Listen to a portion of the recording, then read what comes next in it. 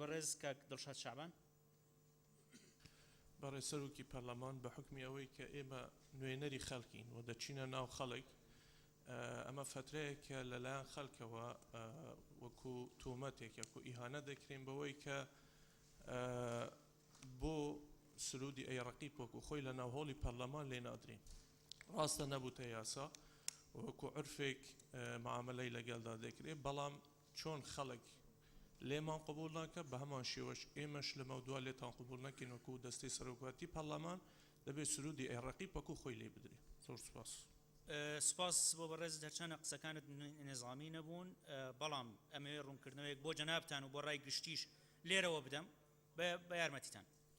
بۆ بەڕێستان و بۆ ڕای گشتی ژەمانەوەی ڕوونکردنەوەیەک لێرەوە بە بەڕێستان ڕابگەێنین لە خولەکانی پێشووی پەرلەمانی کوردستان لە سەرەتای دەستپێکی هیچ خولێکی گرێدان نە مارشی ئەیڕەقیب لێدراوە نە سرودی ئەیڕەقیب لێدراوە.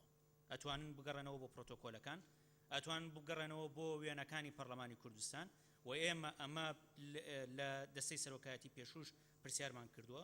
تەنها لە دەستپێکی خولی هەڵبژاردنەکان مارشی ئەیڕەقیب لێدراوە.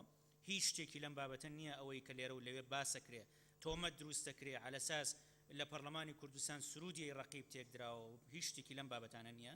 ئەوەی کە متتەبع بووە لە پەرلەمانی کوردستان تەنها لە دەستپێکی خولی هەڵبژاردن، دانیشتنی یەکەمی خولی هەڵبژاردن مارشی ئەیڕەقیب لێدراوە. لە خولەکانی گرێدان بە هیچ شێوەیەک مارشی ئەیڕەقیب لێ نەدراوە. ئێمە لەم خولە خۆمان بە پێویستمان زانیوە لەبەرەوەی بارودۆخێکی تایبەت لە هەرێمی کوردستان بوونی هەیە و هەرێمی کوردستان ڕوبەڕووی گروپی تۆرۆریستی داعشە بێتەوە و بۆ زیاتر تێکچڕژانی و هەماهەنگی نێوان فراکسیۆنەکان و ئەندامانی پەرلەمان و پێدانی هەستێکی نەتەوەیی بە دانیشتنەکانی پەرلەمان و دەستپێکی خولەکانی گرێدان، ئێمە لەم خولەیە بڕیارمانداوە لە دەستپێکی خولی گرێدانەکانیش مارشی ئەیڕەقیب لێ بدرێت.